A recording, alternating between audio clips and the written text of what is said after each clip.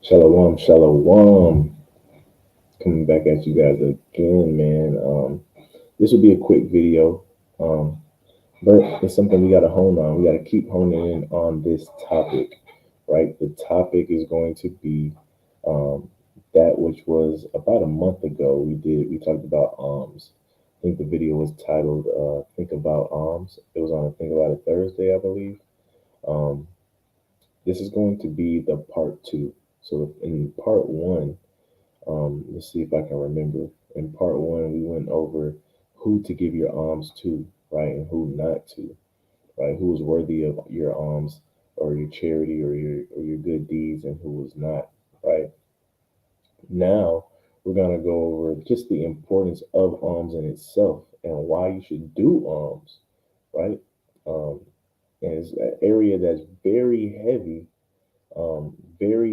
very, what's the word I can say? Um, Very important. I'll say very important, right? It's an area that's very important that a lot of us lack, right? Including myself. I can do a better job as well, right? I know one brother Obadiah, right? Brother Buck. I was gonna keep it a buck. He does a very good job, man. I strive to be like the brother, even though he's younger than me, right? The brother's spirit be on fire. But without further ado, man, we want to give all honor and glory to the Most High God, the God of Abraham, Isaac, and Jacob. We do so by way of His Son, who is an instrument of salvation for the nation, who the world ignorantly calls Jesus Christ. Right? We know that He came to save His people from their iniquities, right, and from the hand of all that hate His people, right? As we see as the nation of Israel, the so-called blacks, Hispanics, and Native Americans, and the speckled bird out there, because we know that we are like the sand of the sea, and we're scattered into the four corners of the earth, i.e., the whole world, right? So shalom to all you guys, shalom to all of the other nations that understand this and that cleave, that have a heart and a desire to keep these laws, statutes, and commandments as well, right? And moving decently and in order. Shalom to you as well. Peaceable. We're supposed to be peaceable among all men, guys, right? And that's one thing that we like to push here at the Hopeful Elect, man. And some brothers might hate it, some sisters might hate it, but that's thus saith the Lord. That's straight out the book that we all supposed to believe, right? We're supposed to be peaceable amongst all men, right? So shalom to all those that are trying to be peaceable among us, right? Con. But moving on, let's see here. Give me one second.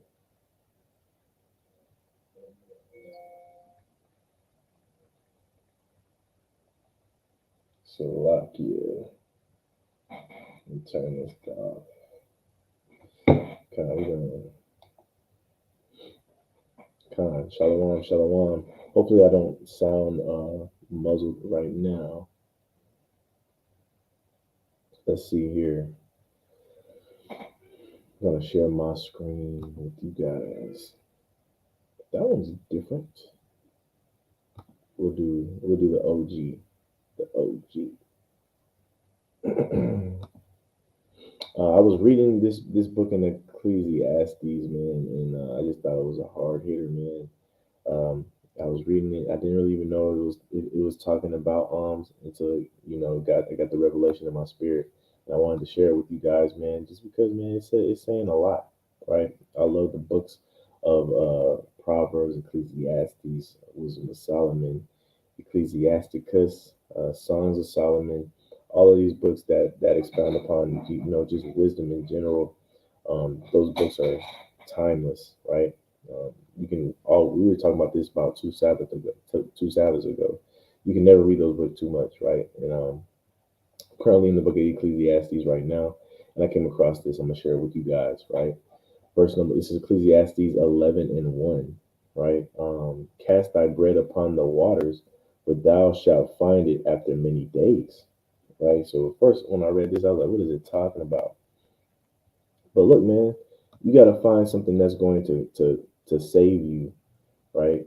When you're lacking, you got to find something that's going to cover your baseness when you're lacking, right? So just think about it. You cast your bread upon the waters, right? You don't know where they might float to, right? It says, "For thou shalt find it after many days."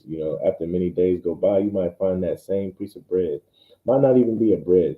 If you guys watch older movies or anything like that, you know that they'll have like those glass bottles with messages in them, and they'll throw them out in the ocean, right? And then somebody will find it, or maybe they're stranded on a island and they found it, right? It's the same concept, right? You kind of got to throw things, you got to throw things out there, right? And the world will call this like manifestation and stuff like that. You kind of just got to throw things out there, right? And then they come full circle, right? There's a saying that says what goes around comes around.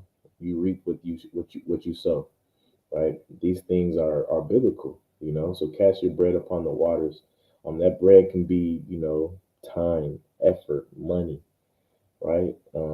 You cast it upon the waters. A lot of times when you read about the waters in the Bible, whether that be the seas, the oceans, the rivers, a lot of times that's referring to people, right? Nations. And so you're casting that bread into the nations. You're casting that money unto the poor. You're casting, that food, the clothing to the poor, the needy, right? Why? Because it says, "For thou shalt find it after many days." After many days, one, you don't know if you'll ever be in that predicament, and somebody needs to look out for you. Two, just in general, you might be in a situation where you need help, and the Most High will show you favor because of you cast that bread out to the waters, to the nations, right? So think about that. Verse number 2: Give a portion to 7 and also to 8, for thou knowest not what evil shall be upon the earth, right? Make sure you're doing good to people, man, because you never know, right? You might be somebody's boss right now, because if you treat them like trash, who's to say that you might get fired and you might need it? You might come looking for a job for somebody that was your employee, right? And then, hey, come on, man. Hey, and there's the golden saying is what? Treat people how you want to be treated. It says, "Give a portion of 7 and also to 8, for thou knowest not what evil shall be on the earth." Right? You got to give your portions out, man, just because you don't know what lays in your lies in your future. You don't know what sins you're gonna commit in the future, right? You don't know these things, man. But charity, right? We're gonna find out today that charity is a great cheat code, right? It's a great cheat code. It's the best cheat code in the Bible. And why am I saying that? Because the Bible mentions that, right? I'm not just saying that. It's the best cheat code in the Bible. We're gonna get into that real quick, right? Let's go to our next verse. We're gonna go to 2 Corinthians 9 and 7, right?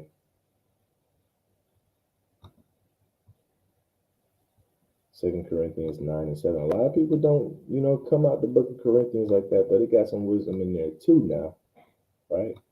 2 Corinthians 9 and 7. Let me pull this up for you guys. And it reads, "Every man according as he purposes his in his heart, so let him give," right? So not grudgingly or of necessity, for God loveth a cheerful giver. Let's examine what this is saying, right? So every man according as he purposed in his heart, so let him give, right? So don't let nobody like, we talk. Now there's a guy that we work with, right? He talks about, man, the Christian church is under a delusion, man. It's all brainwashed. I went to church with my girlfriend because she wanted me to, and the only thing I can remember is the pastor peer pressuring people to give money, right? Hey, man, and like it was an auction. We got 100. I know somebody out there got 1,000. I know somebody got 2,000. Is there 2,000 out there? Right? Don't let nobody peer pressure you into giving something that's not on your heart, because what's going to happen is you're going to give it and it's not going to be sincere. You're going to give it and you're going to wish you didn't give it back, right? You didn't give it. So, and again, going to the end of the verse, it says, "For God loveth a cheerful giver." There should be no regret. There should be no insincerity when you give, right? So give what's on your heart. If you're led to only give $5, even though you have 100, only give that $5, right? Who knows? The Most High must have put it in your spirit to say, "Hey, look, I understand you want to be charitable. Give them the $5 because you might need this $100 bill about 2 days from now," right? You gotta listen to the spirit. You gotta have what? Discernment. The book of Ecclesiasticus says that our discernment, paraphrasing, right? Our discernment is better than 7 men on a watchtower. They got them 7 men on the watchtower looking out to see if any danger's coming to hurt the people. It says your discernment is better than 7 men looking out for a nation. Listen to your discernment. Tap into your discernment, man, right? But give what you feel led to give and nothing more. Don't feel peer pressure to do anything. If you don't feel like giving something to somebody, don't do it, right? Don't do it. Right. Now the next one is not grudgingly, right? So you don't want to give anything out of a grudge too, right? What's an example of this, right? Um, Say you got a grudge between you and somebody, um, and you got a grudge between you and somebody, right? And you know, I don't know what's a good example for a grudge, grudgingly. I feel like it's self-explanatory. Um, Not grudgingly, right? So I want to say you don't want to give something and hold a grudge, right? So you don't want to give something and then have expect somebody to repay you back, right? You don't want to give something and hold a grudge because you did this nice thing for this person, but this person won't repay you back. And we're human, bro. Sometimes we gotta examine that. You know what I'm saying? Sometimes we gotta let the chips fall where they may. If that person doesn't honor the charity that you've given them in the past, sometimes we just gotta let it ride. Um, and in the future, maybe the Most High will put it on your heart not to give to that person anymore, right? But at the end of the day, we can't have any regrets of any charity that we do. You know, whatever what's done is done. Don't have a grudge over it. Move on. Let it be a good work. Let it be a good deed, and it'll bless you in the future, right? You'll find favor in that action in the future, or of necessity, right? I like this one because, you know, in a world right in today where everybody's always looking out for self, right? We have people that give something because if I give to this person, then I'm gonna expect this, right? If I give to this man's daughter and he finds out it's my boss, he might give me a promotion, right? Don't give out of necessity. I'm giving you something because I need something from you. Don't say, well, I'm gonna give you some pizza, right? Right? For lack of better terms, man, I can't make this stuff up. Don't say I'm gonna give you this pizza if you help come do this work for me, this lawn work for me, right? Don't be like that, right? If you're gonna give something, give it out of the cheerfulness of your heart, right? Because then you end up saying, "Hey, man, I didn't give you that pizza for you to just do whatever you want to do now." You know, you gotta, hey, man, we gotta do what? What does it say after that? For God loveth a cheerful giver, right? I'm about to move this real quick so I can see the it says, "Con, we gotta learn to give cheerfully." Con, we gotta learn to give cheerfully. Moving on to our next precept, man. We're gonna go to First Corinthians chapter 13 and 13, right? It's a good one.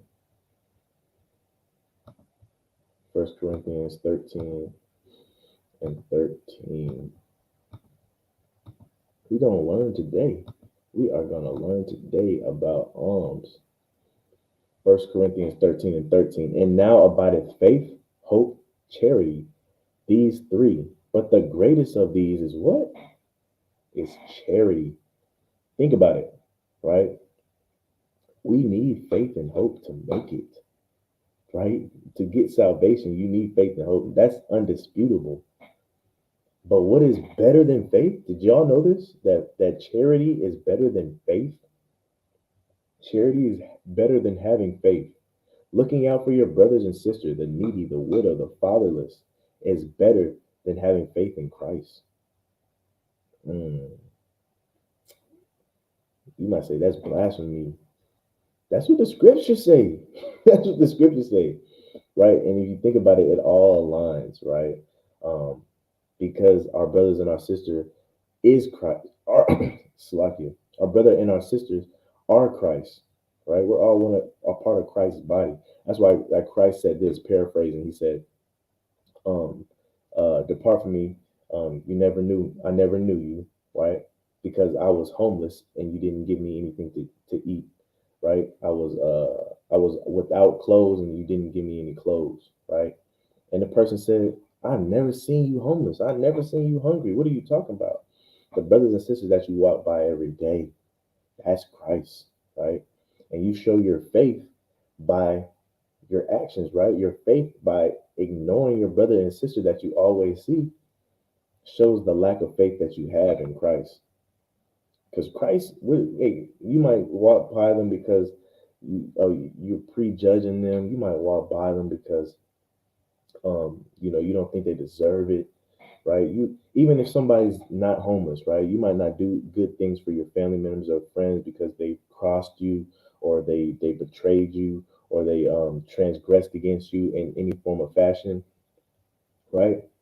But still, we're supposed to be like who? We're supposed to be like Christ. And Christ came down to sacrifice his life to die for us that definitely didn't deserve it, right?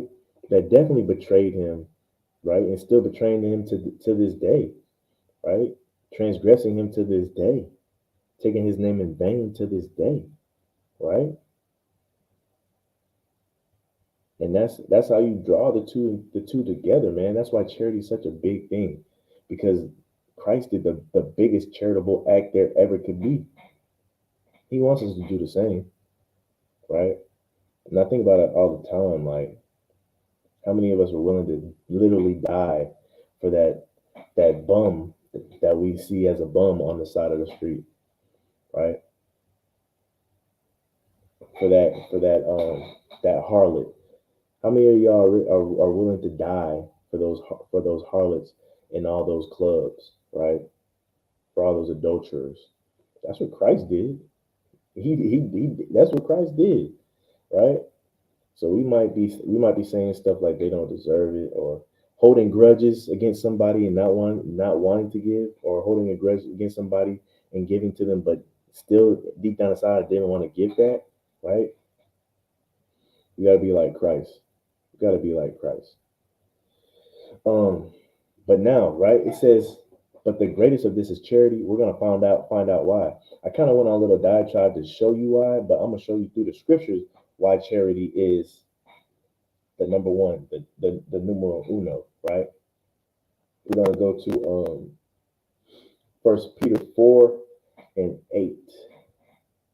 we're almost out of here, guys. Just about two more precepts, right? I think First Peter 4:8.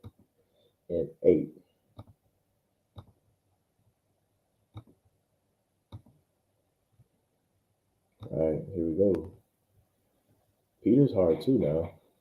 First Peter 4:8. And above all things have fervent charity. Above what? Above all things. All these that you can do, all the actions, all the good works you can do, above all those which you need to have fervent charity among yourselves. Among who? Everyone. Among yourselves. Who's yourselves? Your brothers and your sisters, right? Your nation. For charity shall cover the multitude of what? Of sins. Remember how we just talked about in Ecclesiastes? It says, "Hey man, cast that bread out because you don't know when it'll come back." You know, it says what? Do good to 7 people, do good to 8 people, because you don't know which evil might be coming in the future, right? It says that charity will cover the multitude of sins. I don't know why my camera is acting up like that. Hold up, should be straight. But charity covers the multitude of sins, right? Now we all sin daily, right? And we gotta pray for those sins that we do that we don't know that we do, right? But knowing that none of us is clean, not one, we're all such as filthy rags, right? That charity is what's gonna save us in the end, right? Um, for instance, I I work in sales, right? And so, of course, in sales, you got a quota to meet. You got a number of you have revenue that you have to get to by the end of the month. But if you don't get to that revenue, one thing that they will micromanage and hound on you for is your activities. Your activities is things such as emails. Your activities is things such as phone calls, right? They say if your revenue isn't up, if your quota isn't up, if your selling numbers isn't up, aren't up, right? Your activities better be up. It's got to be one or the other. You know what I'm saying, right? But at the end of the day, your activities will save you in the end if you don't hit your quota. You might not get a big commission check, but it'll save you because you won't lose your job, right? Why won't you lose your job? Because when you do the little things to cover up for your baseness, to cover up, right? Not meeting your goal. And the goal here is not to sin, to live a blameless life. But when you do, if you can't make that goal consistently, right? One thing you can do is the cheat code. Your activities must be high. Your phone calls, your emails must be high. Are you following me? Right? So when you hone in on those things, what are those phone calls and those emails showing the most high? Right? Yeah, you didn't meet your goal, but those phone calls and those emails are showing the want that you still want to meet your goal, that you're still in this, that you're still trying. We still have to try. We got to show that we try. How we do that? By charity, right? What does charity do? How does that show that we're trying? Because when you do charity, you're literally humbling yourself. You're sacrificing things, your time, your effort, your money, right? And you're giving it away, right? That sacrifice will not go in vain. Why? Because charity covered a multitude of sins. Let's get one more precept here, right? One more. And say it's not so.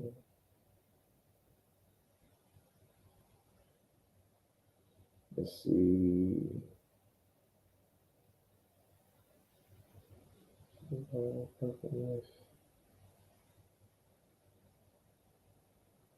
Salaki, give me 1 second.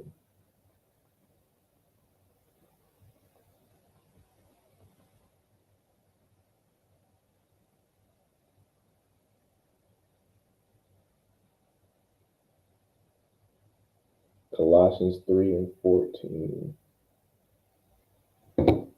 Colossians 3 and 14. Let's get it.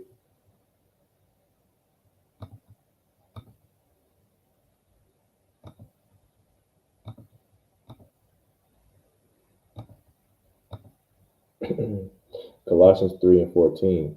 And above all these things, put on charity, which is the what? The bond of perfectness. A lot of us are broken. We're broken pieces, right? Trying to put this thing back together, trying to turn our lives around. We did a lot of wickedness in the past, right? We did a lot of wicked. We're still doing a lot of wickedness right now. We might misstep, right? We might fall short. But even when we break the bond, you guys know what a bond is? Bond is like when something's bonded together. That's like me and my brother, we're welders now, right? We bond metal together. I mean, we join metal together. Another bonding practice would be like if you're doing simple arts and crafts, and you got to glue something, right? That glue is that bond. What is this saying right here? Charity is your glue. All them broken pieces that you got, man. Charity is that glue to keep you together, to make you look blameless, to help you move along, to cover your bases, to cover those sins, right? To put you back together. Charity is that thing that's going to put you back together and it's going to make you appear to be perfect, right? To the Most High. That's not me saying that. It's not magic. It's not, it's not a theory. It's not a doctrine. That's let's say it's the Bible, right? The bond of perfectness is charity, right? So we got to hone in on charity, man. Like my sales managers be getting on to me, right, about my activities all the time, right? Even though I got pretty good activities at work, but they're constantly on you. They're constantly micromanaging you. I'm taking it upon myself to micromanage the nation, right? To micromanage all that are watching this video, right? We gotta do better at alms. We gotta get these alms in, right? Stop living our lives so comfortable and to ourselves, and we're good, right? In the summertime when it's hot outside, we're in the cool AC. In the wintertime when it's cold, we're in the warm, we're in the heat, right? We gotta hone in on alms, right? So this was part two of alms. Hope you guys enjoyed that. Hopefully it was edifying. Told you guys we wouldn't be long, man. For all y'all that are keeping the Sabbath on Saturday, Shabbat Shalom. Hope you guys have a blessed rest day, and hopefully we'll see y'all tomorrow. When the sun arises, we'll have another video for you guys too. No, we didn't get it on Wednesday or Thursday, but we can still make that 2 video a week deadline by tomorrow. So hope, Lord willing, man, we'll get on tomorrow as well. But with that being said, giving all honor, glory, praise, and thanks by way of His Son, who was an instrument of salvation for the nation, who the world ignorantly calls Jesus Christ. We say shalom, shalom, and hey, let's get on our job. Let's get these alms in, right? Calm, peace.